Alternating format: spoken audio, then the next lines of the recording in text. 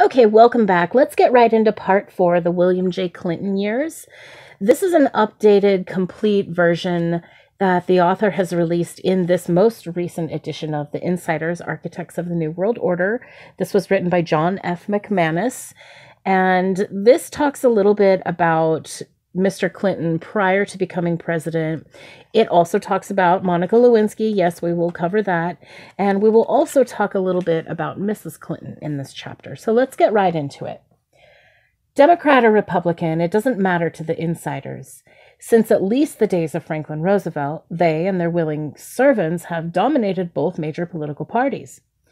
Even if the occupant of the White House hadn't signed on as a member of one or more of the insider organizations, he was surrounded by those who had.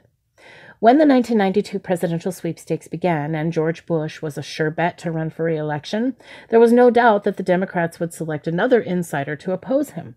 But early in the campaign, hardly anyone would have forecast that Arkansas Governor Bill Clinton would be their choice. True enough, Mr. Clinton should have been considered because of his impressive list of insider credentials. He was a member of both the Council on Foreign Relations and the Trilateral Commission. He had attended the 1991 Bilderberg meeting in Baden-Baden, Germany, and had even spent 2 years as a Rhodes Scholar at England's Oxford University. But he hailed from a very small state. He had no experience in foreign affairs. He was merely in his mid-40s, and he had made an absolutely dreadful impression in the only nationwide exposure he was ever given: his long, dry, and boring speech during the 1988 Democratic National Convention. None of these negatives evidently mattered very much to the behind-the-scenes manipulators whose clout is critical in the selection of candidates. What they look for is someone willing to promote insider goals. They know that powerfully placed insiders in the mass media can, and with relative ease, create almost any image whatsoever in the minds of the voting public. The main consideration for them has always been, can we count on this man to carry our agenda forward? Character, patriotism, religious values, personal integrity, family loyalty, honesty, and virtually all else that Americans hope to find in a chief executive count for nothing with the insiders. Those who know Mr. Clinton well know that he exhibits none of these important traits. Officials of the only statewide newspaper in his state agree. In a blistering editorial appearing in the Arkansas Democrat Gazette just prior to the 1992 election, they stated, quote, "It is not the compromises he has made that trouble so much as the unavoidable suspicion that he has no great principles to compromise." End quote. Media ignore damaging information. Early in 1992, the media successfully rescued Bill Clinton from the Gennifer Flowers incident, the draft dodging incident, and the marijuana incident. He also survived the fawning appeals for support at gatherings of homosexual activists. It became obvious as the 1992 campaign heated up and none of the scandals drove Clinton out of the race that he was the candidate favored by the insider-controlled media. Consider, Bill Clinton's sexual encounters with several women were swept aside after an initial flurry of notoriety. He even survived the public airing of his instructions to Gennifer Flowers about how she should respond to the press if questioned about their illicit relationship. Also consider conclusive evidence that Bill Clinton dishonorably dodged the draft, which came to light in the publication of his December 1969 letter and a 1992 affidavit submitted by retired Colonel Eugene Holmes. The former head of the ROTC at the University of Arkansas during this period, when the future president was skirting military service, Colonel Holmes confirmed that Bill Clinton was doing anything fair or foul to stay out of the armed forces. In a 1969 letter to Colonel Holmes, young Mr. Clinton actually expresses his, quote, loathing for the military, end quote, an attitude shared by many of the 1960s-style anti-war activists he later placed in government posts. Now, you guys, there are also old black and white photos floating around of Bill and Hillary before they were even married. They were still in college. They were staunch Marxist supporters. They were known activists for the democratic, socialist, Marxist agenda. And it is not a secret what their beliefs were, even back in the day. So please also consider during the 1992 campaign, Bill Clinton eagerly sought and certainly received the active support of the homosexual movement. In return for their help, he promised to lift the military's ban on their quote-unquote lifestyle.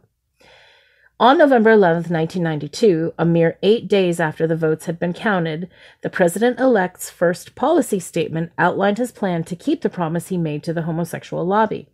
He later ran into a buzzsaw of opposition and was forced to back off, but only partially.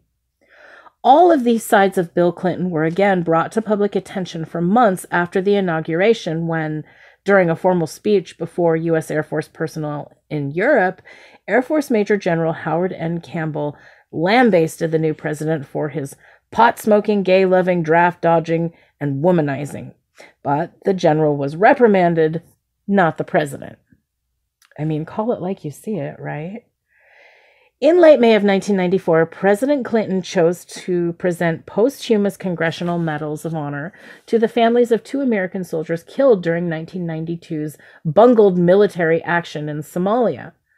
Mr. Herbert Shugart, the father of an Army sergeant who died rescuing a downed helicopter pilot, refused to shake the president's hand. The still grieving man told Mr. Clinton, "You are not fit to be the president of the United States. The blame for my son's death rests with the White House and you. You are not fit to command." End quote. Though a bevy of American newsmen witnessed this startling rebuff, our nation's insider-dominated media refused to report it anywhere in the United States. Details did appear, however, in the May 29, 1994 issue of England's Sunday London Times. 2 weeks later, columnist Richard Greiner reported both the instant and the amazing absence of any American coverage. Favoritism draws protest. Do we overstate the insider-dominated media's protection of Bill Clinton? Not really, because the favoritism he enjoyed drew comments even from sources friendly to the president. Columnist Philip Terzian, for instance, had spent a career close to the insiders. He served for a time as a speechwriter for former Secretary of State and CFR heavyweight Cyrus Vance. But less than 6 weeks before the 1992 election, he became so incensed about the pro-Clinton bias of his media colleagues that he wrote, quote, "If Clinton has been harassed by the press on the subject of Jennifer Flowers or his variable descriptions of his military career, it has escaped my attention. You can imagine the reaction if George Bush's purported mistress furnished tapes of their naughty chit-chat, or if witnesses persisted in contradicting his stories about national service. And that is precisely the problem. For the most part, journalistic bias against Bush and in favor of Clinton is so obvious, so pervasive, so natural to the press corps that it is scarcely worth noticing." End quote. And you guys, this is the same thing that is currently happening and continues to happen with media. And we see it today. They parrot the narrative. Why did so many in mass media ignore or sweep aside Bill Clinton's clouded record? Why has his reprehensible personal conduct downplayed? Part of the answer is that most political reporters, if pressed, admit to harboring Clinton-style left-of-center views. But some media luminaries, especially insiders in top management positions, were likely influenced by a deeper and more sinister motivation aimed at America's cultural foundations. If a known philanderer, liar, drug user, and cheerleader for the homosexual lifestyle can be elected president of the United States, then lying, philandering, drug use, and acceptance of homosexual activity become more acceptable, and the moral fabric of the nation as a whole is dealt a significant blow. Okay, friends and family, 1 second here before we get into the next section. Specifically, please do not let the author's words be a trigger for hate mail. I don't care who you sleep with, it's your choice, but I want you to understand that we are reviewing the William J. Clinton years and how his actions specifically contributed to the moral decline of America's values. So let's get right into it. Becoming an Insider, a case history. Bill Clinton publicly stated his aspirations for high political office as a teenager. While studying international affairs at Georgetown University from 1964 to 1968, he became a disciple of Professor Carroll Quigley. A Harvard-trained historian, Quigley's monumental Tragedy and Hope, A History of the World in Our Time, was published in 1966. Mr. Clinton likely read his mentor's 1,348-page book. At the very least, he was directly exposed to its message by Quigley. On July 16, 1992, right in the middle of his triumphant speech accepting the Democratic Party's nomination for president, Clinton threw a verbal bouquet to a professor I had named Carroll Quigley. If most of the vast television audience wondered who Quigley was, both the insiders and anyone aware of their design knew immediately. The fabulously wealthy Rhodes bankrolled much of the group's efforts and later launched the Rhodes Scholar Program, described by Quigley in another of his books as merely a facade to conceal the secret society. Quigley related that a key accomplishment of the secret society was the creation of Institutes of International Affairs in the British Dominion nations and the United States, where it is known as the Council on Foreign Relations here in the United States. In 1973, top leaders of the CFR, including Chairman David Rockefeller and Columbia University professors Zbigniew Brzezinski, launched another insider organization, the Trilateral Commission. Introduced to the world of the secret society by Quigley, Bill Clinton successfully sought acceptance as a Rhodes Scholar. He spent 2 years in the program from 68 to 70, so much of it organizing protests through Europe against the U.S. effort in Vietnam that he never finished his studies at Oxford. He returned to the U.S. in 1970 to attend Yale University's law school, shared an apartment with Hillary Rodham, and eventually married her in 1975. With his law degree, he went back to Arkansas and in only a few years won election as the state's attorney general and then governor. In 1988, he accepted membership in the CFR. 1 year later, the Trilateral Commission favored him with a membership. Then, in 1991, he journeyed to Baden-Baden in Germany to attend the annual meeting of the Bilderbergers, a group of world government promoters formed by David Rockefeller and Prince Bernhard of the Netherlands in 1954. 3-day Bilderberg conferences, attended by many of the top leaders of the Western world, are always held at a plush resort amidst deep secrecy. Bernhard actually confirmed that the anti-sovereignty and internationalist agenda of the group in his 1962 authorized biography. The mass media told Americans that the election of 1992 produced a victory for the Democrats, and it did. But the real winners, once again, were the insiders. With their help, William Jefferson Clinton won the prize with only 43% of the popular vote in a 3-man race. George Bush garnered 38%, and Ross Perot's mysterious candidacy earned 19%. With 370 electoral votes to Mr. Bush's 168, the Arkansas governor became the 42nd president of our nation. Advises, Clinton acts. CFR leaders devoted their entire winter 1992-1993 issue of Foreign Affairs to, quote, advice for President Clinton, end quote. What they offered could just as easily be addressed to and accepted by George Bush. Consider this. CFR member Leon V. Segal urged more aid for Boris Yeltsin, additional foreign aid across the board, passage of NAFTA, and keeping U.S. troops in Europe. Mr. Clinton complied. CFR member Jeffrey E. Garten, an employee of CFR chairman Peter G. Peterson's Blackstone Group investment banking firm, recommended job training programs, increased taxes, interdependence rather than independence, increased economic ties to Japan and Germany, and approval for NAFTA and then GATT, the General Agreement on Tariffs and Trade, that eventually became the World Trade Organization. Again, Mr. Clinton complied. You guys also, if you don't know, the Blackstone Group that they're talking about here that was Peter G. Peterson's investment banking firm, well, it also had another issue in the mid-1990s. I think it was 95 or 97. And Blackstone and BlackRock split to become two independent investment banking firms. So we do see one of them in the media today, but I won't get into that. CFR member Michael S. Teitelbaum urged diverting taxpayers' money to expand America's role in controlling world population. Mr. Clinton appointed former Colorado Senator Timothy Worth of the CFR, an avid pro-abortionist and population controller, and he complied. CFR member General Colin Powell called for more American military involvement in UN peacekeeping and humanitarian operations, and for continued use of the force of arms to achieve our political objectives. A heavily committed member of the CFR, General Powell even welcomed the organization's Foreign Policy Roundtable Group to his Pentagon office on April 23, 1993, for a meeting with the heads of each of our nation's services.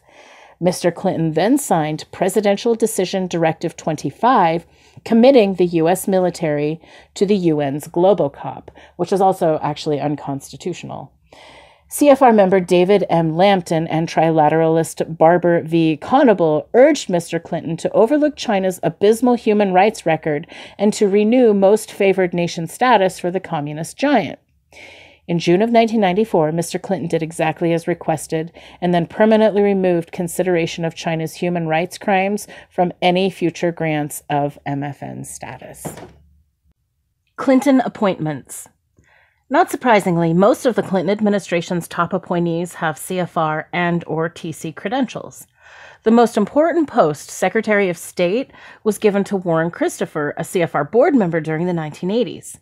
The CFR's vice chairman from 1988 until he resigned to accept the Clinton appointment, and a member of the TC from its launching in 1973. R. James Woolsey, CFR and Rhodes Scholar, was appointed CIA director. Madeleine Albright of the CFR was named U.S. Ambassador to the United Nations and later Secretary of State, and W. Anthony Lake of the CFR accepted the post of National Security Advisor. Former Wisconsin Congressman Lee Aspen of the CFR served as Secretary of Defense until he was ushered out in less than a year. Mr. Clinton immediately offered the post to retired Admiral Bobby Ray Inman of the CFR, who first accepted and then declined the post. William J. Perry, who became a CFR member in 1999, accepted it and stepped aside in 1996 for William S. Cohen of the CFR.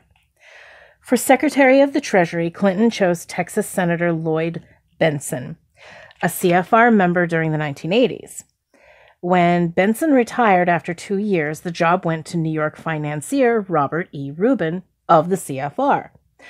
Former University of Wisconsin Chancellor Donna Shalala, CFR and TC, became Secretary of Health and Human Services, and former Arizona Governor Bruce Babbitt of the CFR and TC also, one appointment as Secretary of the Interior. For ambassador to Spain, Mr. Clinton turned to Richard N. Gardner, that name should ring a bell, of the CFR and the TC also, whose treasonous call for an end run around national sovereignty, eroding it piece by piece, remains the most concise statement of insider designs. Whereas the CFR annual report roster for 1992 reported that 387 of the organization's members were U.S. top government officials, the 2000 annual report noted that this number had grown to 548 during the last year of the Clinton presidency. One notable addition among many was Strobe Talbott, Bill Clinton's Oxford roommate during their Rhodes Scholar days. Before the first year of Clinton's term had expired, Secretary of State Warren Christopher selected Strobe Talbott, also of the CFR, as his deputy, the department's number 2 post. He told the press, quote, "Strobe and I have been friends for 15 years. We served together on the board of the Council of Foreign Relations." End quote. Indeed, they were friends, insider friends. Talbot has further endeared himself to the insiders when, as editor-at-large of Time magazine in 1992, he forecast that, quote, "Nationhood as we know it will be obsolete. All states will recognize a single global authority." End quote. Okay, the next section is entitled Mrs. Clinton. And as a mother of a very well-adjusted young adult, I'm going to withhold my comments, and you will soon see why. Any parent will understand, okay? Let's get right into this. Any survey of the revolutionary intentions of the president must include the views of his activist spouse and the vice presidential choice.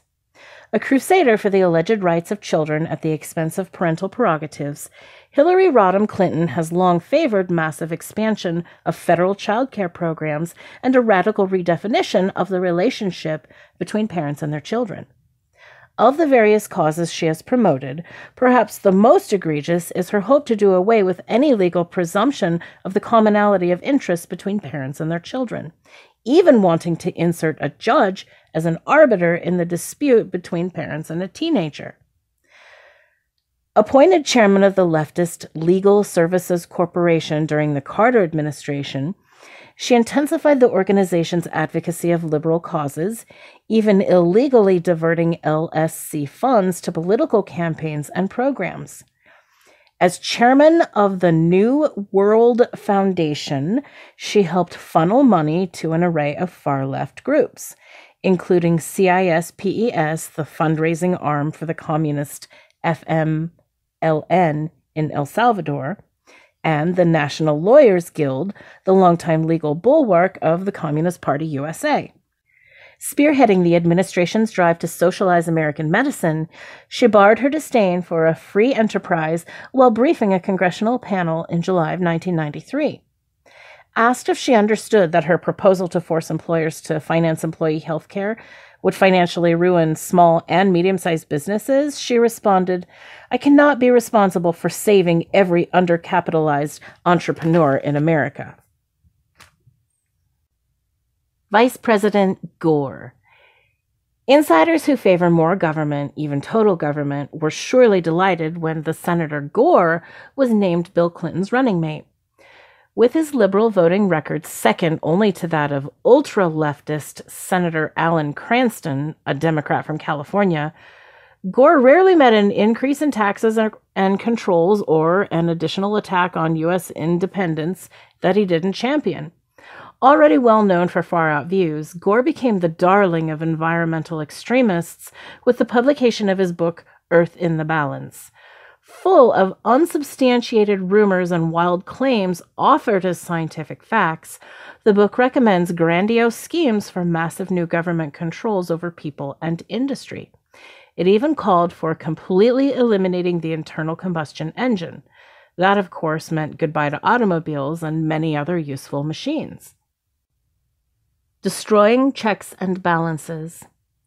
A revealing 1971 article about the CFR appearing in a major American newspaper provided a rare look inside the world of the insiders. Written by Anthony Lucas and appearing in the New York Times Magazine, it stated in part, "Everyone knows how fraternity brothers can help other brothers climb the ladder of life.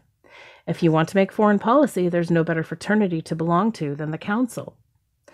When Henry Stimson, the group's quintessential member, went to Washington in 1940 as Secretary of War, he took with him John McCloy, who was to become Assistant Secretary in charge of personnel. McCloy has recalled, "Whenever we need a man, we thumbed through the roll of the council members and put through a call to New York." And over the years, the men McCloy called, in turn, called other council members. As we have already demonstrated, Bill Clinton has enthusiastically followed the CFR's practice of placing members of the fraternity in executive branch posts, but he has also named CFR members to the judicial branch of government. In his first appointment and the first opportunity to fill a vacancy of the Supreme Court, he chose D.C. Appeals Court Justice Ruth Bader Ginsburg, whose membership in the CFR dates back to the mid-1970s. For a second nominee, the president tapped Boston-based appeals court justice Stephen Breyer, whose affiliation with the CFR began in the early 1980s. Americans should be grateful no more vacancies developed. With the arrival of Ginsburg and Breyer, there were now 3 CFR members serving on the High Court. Judge Sandra Day O'Connor was named to the CFR in 1991, several years after she took her place on the Supreme Court. That means that 3 out of the 9 members of the nation's highest court were now formerly allied with this numerically small 3,819 members in 2000, but extremely potent citadel of insider power. In the legislative branch, the insiders could look at such CFR members as Senate Majority Leader George Mitchell, Democrat from Maine, Speaker of the House Tom Foley, Democrat from Washington, followed by Speaker of the House Newt Gingrich, a Republican from Georgia, and House Majority Leader Richard Gephardt, a Democrat from Missouri. Before the Clinton team left office in 2000, the CFR could point to 13 U.S. senators and an even larger number of House members on its roster. In his commentary of the critical importance of separating the various powers of government, James Madison stated, quote, "The accumulation of all power, legislative, executive, and judiciary, in the same hands may justly be pronounced the very definition of tyranny," end quote. Impressive insider influence in each branch of government is leading the nation towards this very tyranny that the father of the Constitution warned us about. If it comes, it will arise from within, not from Beijing, Moscow, Havana, or some other foreign land. CFR issues misleading defense. Anyone who contacts the CFR to ask about its commanding grip on our nation will be informed that the organization is merely a debating society and takes no positions on issues and is open to all views. CFR Chairman Peter G. Peterson and other council members repeatedly state as much in published statements and responses to inquiries. But the CFR Chairman also stated in his letter from the Chairman in the CFR's 1989 annual report that the Board of Directors and the staff of the Council have decided that this institution should play a leadership role in defining how new foreign policy agenda and so on and so forth. So obviously he's admitting right there that they do believe that they should have a leadership role. So how, we ask, can an organization define the foreign policy agenda for the United States without stating a position? And obviously it can't. Any CFR claim that it takes no position on issues is a lie. In a revealing op-ed column appearing in the October 30th, 1993 Washington Post, staff writer Richard Harwood describes the membership of the CFR as the nearest thing we have to a ruling class of the United States. Never condemning the insider domination of our nation's policies, he listed the names of dozens of top government officials and media heavyweights who were CFR members. Of America's ruling class journalists, Harwood wrote, "They do not merely analyze and interpret foreign policy for the United States, they help make it." The Washington Post columnist clearly doesn't agree that the CFR is merely a debating society open to all views. Many Americans who aren't CFR elitists want the U.S. to withdraw from the United Nations, reduce government power, terminate all foreign aid, bring our military forces home, adhere strictly to the intent of the Constitution, cancel all entangling alliances, and mind our own business. But such views fall outside of the CFR's agenda and are labeled extreme or ultra and given little or no respect by insider trendsetters. Clinton record invites impeachment.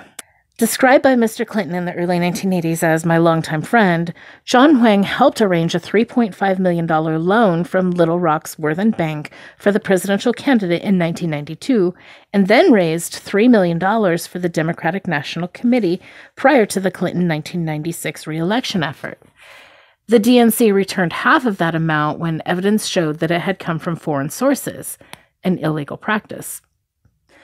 Rewarded with a high-level security clearance and a post in the Commerce Department, Huang attended over 100 CIA briefings, after which he regularly met with Communist China officials. In addition to providing sensitive information to China, Indonesia, and Vietnam, he influenced U.S. policy towards each of those nations. Ya Lin Charlie Tree delivered $640,000 to the Clinton Defense Fund. The president then gave Tree a place on our nation's official trade commission, which Tree used to further Communist China's interests in the United States. Johnny Chung's gift of $366,000 to the Democratic National Committee earned him ready access to the White House. Chung admitted buying influence when he stated, "I see the White House as like a subway. You have to put coins in it to open the gates." He brought Hong Ye Zheng, an official of the government-controlled China Ocean Shipping Company, or COSCO, to meet the president, after which he produced an additional $300,000 for the Clinton re-election effort and for the Democratic Party. Mr. Clinton then personally lobbied state officials in California on behalf of Costco's bid to gain control of Long Beach port facilities. In 1997, one indication of Costco's real goals One of its vessels bound for the U.S. West Coast port was found to be transporting 2,000 AK-47 rifles destined for delivery to California street gangs. Chung later admitted that a portion of the money he provided the 1996 Clinton-Gore re-election effort came from an official of Communist China's People's Liberation Army. The same individual happened also to be the managing director of China's Aerospace Holdings Limited, China's key missile launching firm. Chung used his coins to open gates to the White House at approximately the same time a donation of $532,000 arrived for Democratic Party coffers from Bernard Schwartz, the CEO of U.S.-based Laurel Space Technologies. Schwartz then obtained the president's help in acquiring licenses to sell satellite launching equipment and technology to China. Protests from the State Department, the Defense Fund, and the National Security Agency were ignored by Mr. Clinton when he satisfied the request of Schwartz and the Chinese with a March 1996 executive order. So summing it up, Mr. Clinton's re-election efforts receive huge and illegal financial boosts from China. More funds arrived from an American firm supplying China. China's aerospace industry gained incredibly sensitive missile technology, and Schwartz-run Laurel gained access to less expensive but hugely profitable satellite launching capabilities via Chinese missiles. These missiles, of course, also have military uses. Asked about allegations that he had granted favors to China after receiving its contributions, Clinton would later tell reporters, "I don't believe you can find evidence of the fact that I had changed government policy solely because of a contribution." Solely? Isn't that a confession that he did in fact change government policy as a payoff for contributions? At least in part? Ann Coulter, in her book High Crimes and Misdemeanors, stressed this point and concluded that the word treason should have been employed to describe the president's actions. Any reasonable concerned American would ask at this point, how could Bill Clinton not be impeached, convicted, and removed from office? But the answer is that he was protected by insider colleagues and many others who bow before him. Congress begins to take notice.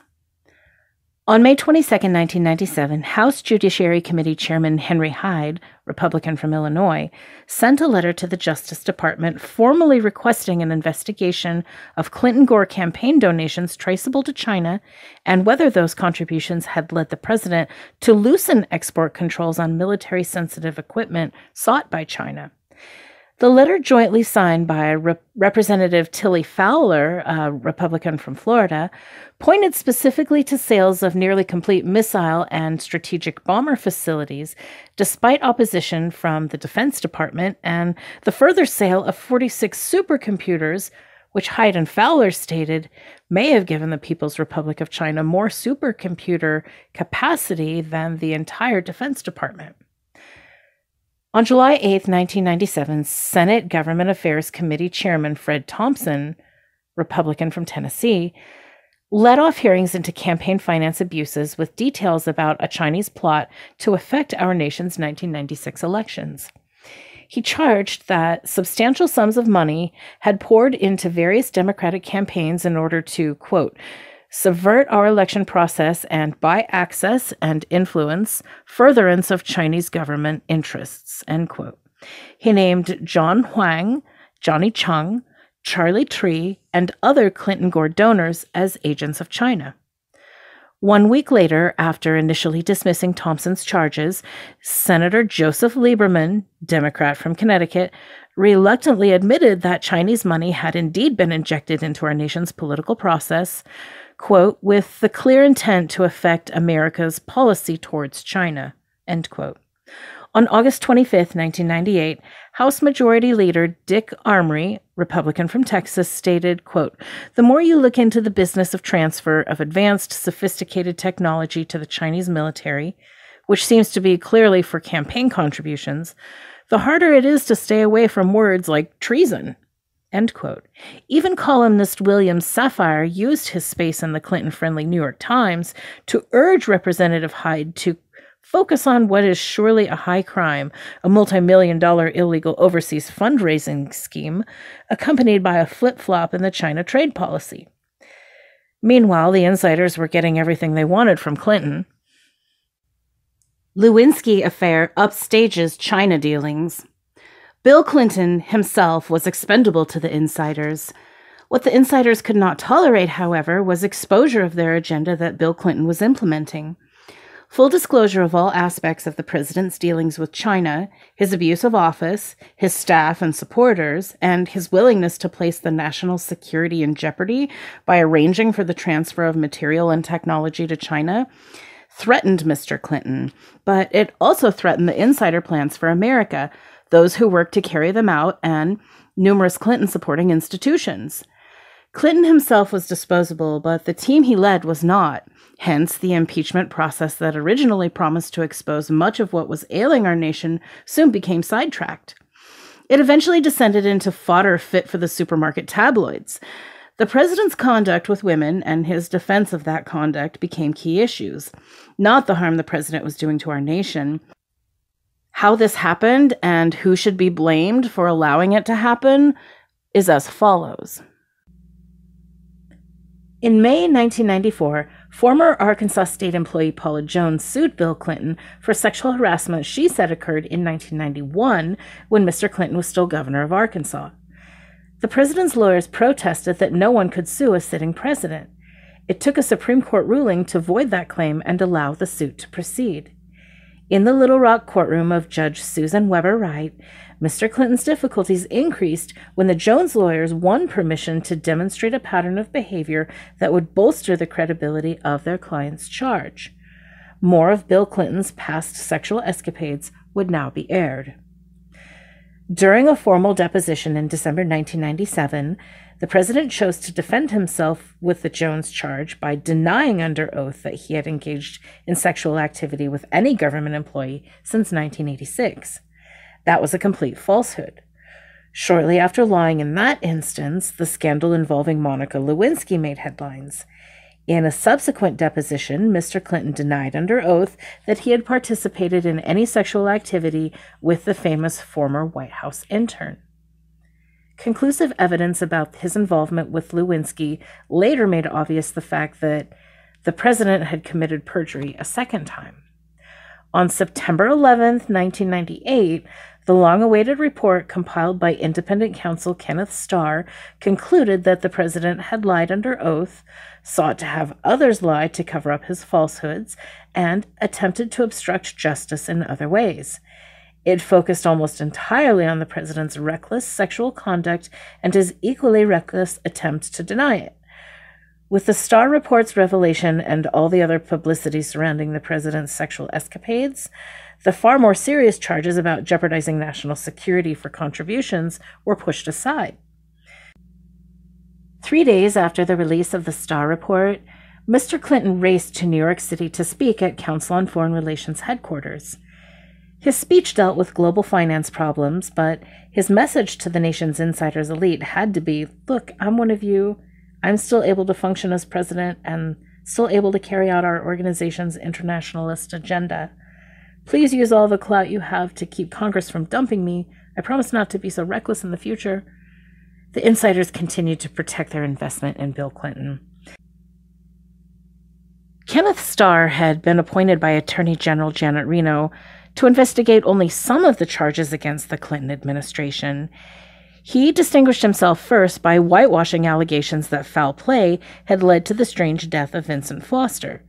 He followed that by producing no recommendations for impeachment regarding fraudulent land deals, the Whitewater affair.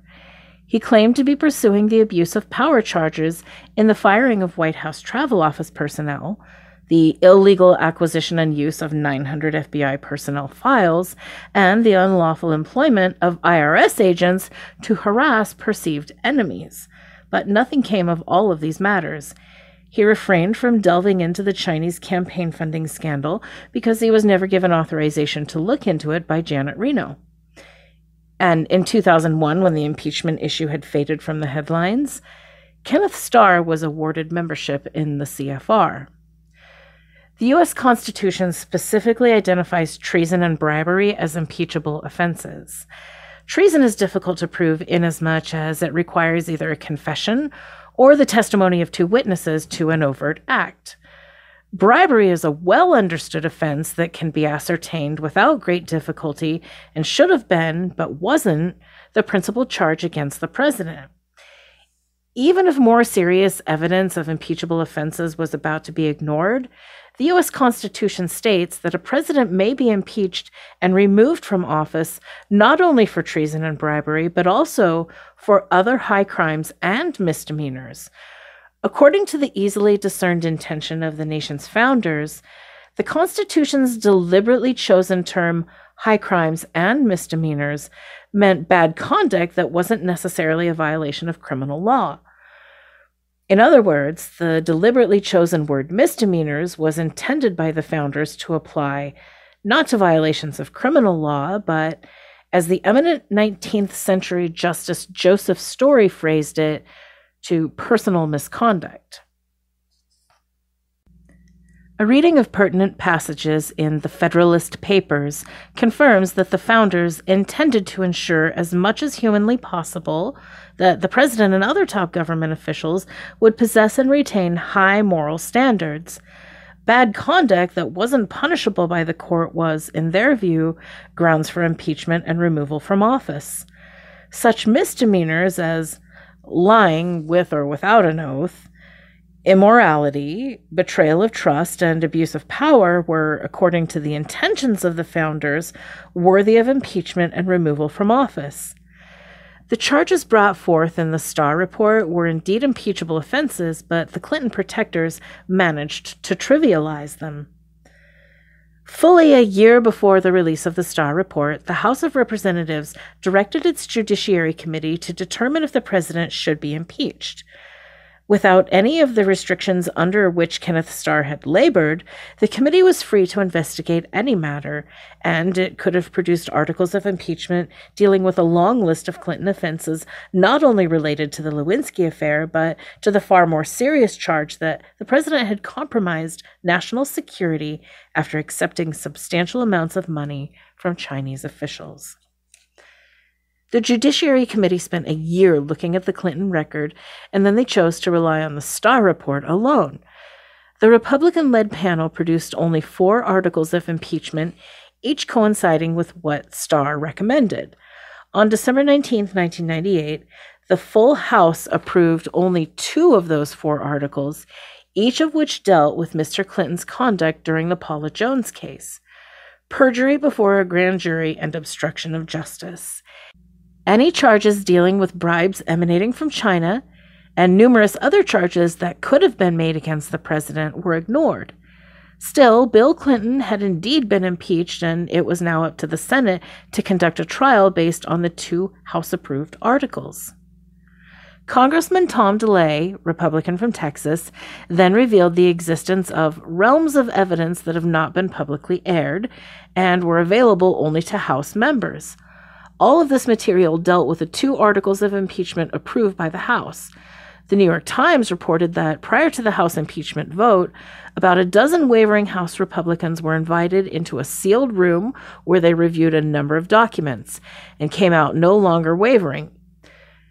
DeLay added his hope that senators would spend plenty of time in the evidence room, and he expected that once they did, 67 votes needed to convict may appear out of thin air.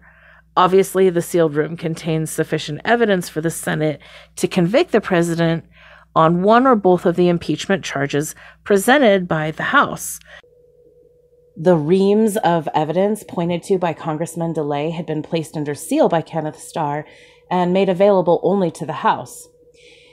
Either the full House or the Judiciary Committee, both led by Republicans, possessed power to make all of it available to the senators and even to the public.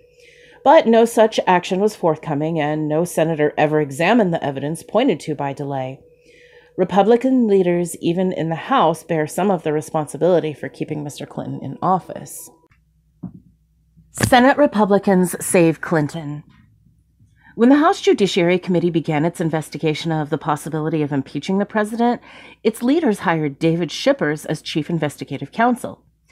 Shippers would later accuse the House leadership of forcing the investigation to ignore everything but the matters related to the sex scandals. As he eventually related in his book, Sellout, The Inside Story of President Clinton's Impeachment, he wanted to investigate the procurement of raw FBI files on literally hundreds of people and the use of that material by the White House. He also wanted to look into campaign finance issues and what later became known as Chinagate, that is, the alleged illegal receipt of campaign funds from the Chinese military and high officials of the Communist Party in China. Once the House has voted an impeachment, the procedure calls for the House to assemble a team of prosecutors from amongst its members. Known as House managers, these congressmen are charged to present evidence and call witnesses in what is, in effect, a trial of the accused. But the managers soon discovered that the chief opponent of their plan to hold a meaningful trial was Senate Majority Leader Trent Lott, Republican from Mississippi. One of the frustrated House managers, Congressman Chris Cannon, Republican from Utah, would later state, 3 years ago, the Chinese didn't have the capacity to launch an accurate and reliable nuclear missile at the United States. Now they do, in large part because of the loss of key technology under this president's watch. I would support any attempt to investigate and pursue this issue. An angry Shippers added, "It was made blatantly clear to us that the Republican senatorial leadership did not want a real impeachment trial." And he agreed with Congressman Cannon's assessment of the proceedings. The whole thing was a farce from the beginning. Why a farce? And why didn't Senate Republicans want a real impeachment trial? The answer, at least in part, may lay in what is known as Filegate, an illegal acquisition of over 900 FBI personnel files by the Clinton White House. Full of information gathered during its routine work, these FBI files contain information about the suspected or proven wrongdoings of prominent persons, including members of Congress. Anyone possessing them could use their information to intimidate or blackmail an opponent. Acquiring these files was the Clinton method of silencing opponents, a tactic casually admitted in 1998 by former Clinton communications director George Stephanopoulos of the CFR. During a televised broadcast, Stephanopoulos acknowledged that the Clinton team was prepared to employ the Ellen Romech strategy to keep their leader in office. Ellen Romech, for a time J.F. Kennedy's paramour, happened to be an East German spy. The strategy attached to her name meant that, with their knowledge of his relationship with her and who she truly was, JFK's enemy had a degree of control over the president. Members of Congress who considered investigating and prosecuting Clinton were thereby warned by Stephanopoulos that information about them, even if obtained illegally, could and would be used to destroy their reputations and careers. Such is the situation at the highest levels of government that many of our leaders can, in this way, be silenced and or controlled. Still, Bill Clinton became the first elected president in the history of our nation to be impeached, but the Senate refused to convict him. His efforts to implement the insider internationalist agenda, highlighted by the favors he had received from and bestowed on China, and his slavish bowing to the United Nations, would not be interrupted. The only personal effect of his ordeal was that he became branded merely as a naughty boy in the eyes of the American people, whose moral underpinnings had been severely weakened over many years anyway. One other effect, certainly applauded by the insiders, saw concerned Americans demoralized because of their survival in office of a man who had disgraced himself, his post, and even the nation. Despite the impeachment, the betrayal of our nation to the insiders' New World Order hardly skipped a beat. Only a few hours before the expiration of a signing deadline arbitrarily set by the UN's proposed International Criminal Court, or ICC, Mr. Clinton directed that the treaty be approved. The U.S. Senate has yet to ratify the pact. However, when the ICC began its operations in 2003, the UN created World Court, claimed jurisdiction over every person on Earth regardless of whether a targeted individual's nation has ratified the treaty or not. All will be eligible for arrest, prosecution, and trial for ill-defined crimes by the UN court. The court will function with UN-appointed judges at a UN-selected site and under UN rule that are devoid of all kinds of protections contained in the U.S. Constitution. Supporters of this dangerous treaty point out that the ICC will hear a case only when no national court is available or willing to do so. Under a newly crafted principle of complementarity, nations are expected to create new laws or adjust their legal systems to conform to the ICC. If a nation does not measure up, the person suspected of violating the ICC's definition of crimes will face its jurisdiction. Greater service than this could hardly have been rendered to the United Nations. Danger calls for action. Believers in the American traditions of limited government and responsible citizenship must begin to take back our government and our institutions. Voting Americans took a sizable step in this direction when they repudiated the Clinton style of leadership and elected a new Congress in 1994. Even dazed left-wingers in the media had to admit that the dramatic shift amounted to a demand for a less intrusive government and a return to traditional values. But even with the welcome 1994 election results, totalitarian-minded insiders still controlled most of what happened in our nation. The so-called conservative revolution of 1994 was hijacked and made meaningless by House Speaker Newt Gingrich, a veteran CFR member. The insiders not only stayed in control throughout the Clinton years from 93 to 2001, they made numerous gains on the way to their goal of one-world tyranny. Time is running out for freedom in America, but an informed American public can prevent what is planned for our country. Where does one find this information needed to stimulate proper action? As tens of thousands of members can attest, and several million more will agree, the John Birch Society is the answer. If you don't mind living as a slave under tyrannical world government, then do nothing. But if you value your freedom and opportunity for yourself and your loved ones, contact the society and lead others to do likewise. And you guys, I am definitely going to contact the society. It's not something I've investigated further yet, but it is something that I do have on my list of things to do. So that concludes the William J. Clinton years. That was part 4, and what a doozy of a read it was. Next, we'll be finalizing this book series with part 5, the Bush Jr. years. So from 2003 up to the Obama presidency.